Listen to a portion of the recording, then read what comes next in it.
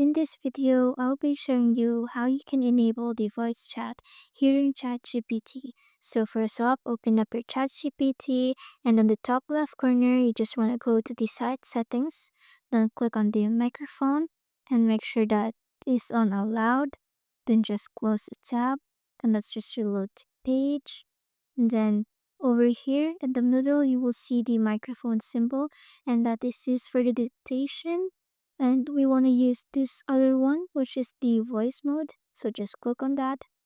Then as you can see, my microphone is turned on, but you can also turn that off. Then I can hear you. How can I assist you today?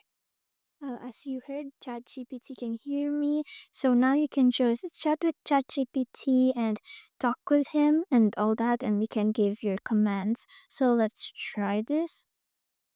Give me the definition of shield.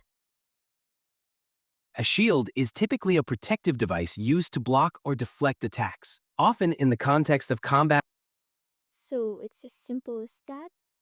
Thanks for watching.